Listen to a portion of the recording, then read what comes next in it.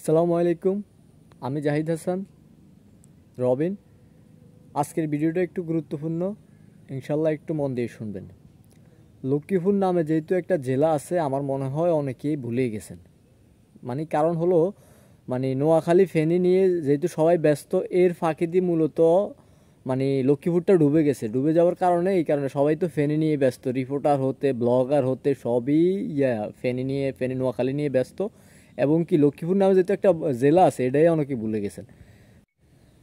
লক্ষ্মীপুরের আয়ত্তে হলো 5টি থানা। 5টি থানার মধ্যে হলো লক্ষ্মীপুর সদর, তারপরে রামগঞ্জ, রায়পুর, রামগতি এবং কমলনগর, 5টি থানা। এই 5টি থানার মূলত শহরের লোকগুলোও যদিও মোটামুটি ভালো অবস্থানে আছে, কিন্তু গ্রামের লোকগুলো আছে ভয়াবহ বিপদের কারণ হলো অতিরিক্ত বেশি পানির কারণে রান্নাঘর ডুবে গেছে। এবং কি যারা গ্যাস ব্যবহার করে তাদের গ্যাস নাই, রান্নাঘরে পানি, খাওয়ারের খাইতে সমস্যা। দ্বিতীয়ত সমস্যা হলো বিদ্যুৎ নাই।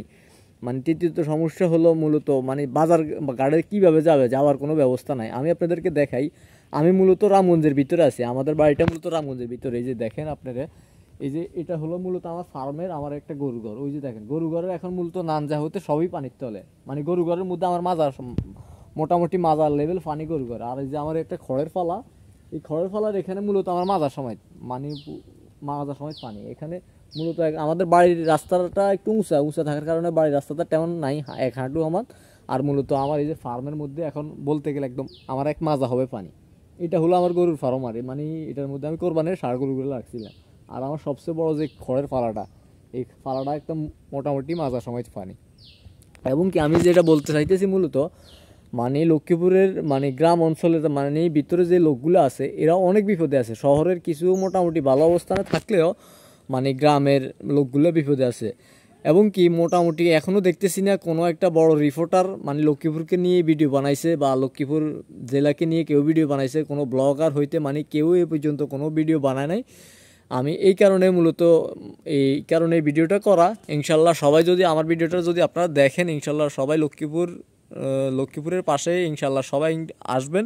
এবং কি গ্রাম অঞ্চলের লোকগুলো অনেক বিপদে আছে, যারা শিশু বাচ্চা নিয়ে অনেক বিপদে আছে। ইনশাল্লাহ সবাই আপনারা ওদের পাশেই থাকবেন।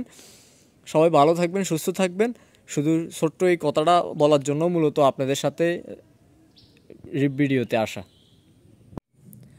ব্লগার ভাইদের উদ্দেশ্যে আমার একটাই কথা বলা, আপনারা সবসময় মানুষের বিপদে আপদে ছিলেন, ইনশাল্লাহ আগামী দিনেও থাকবেন। আপনাদের জন্য দোয়া ও ভালোবাসা রইল।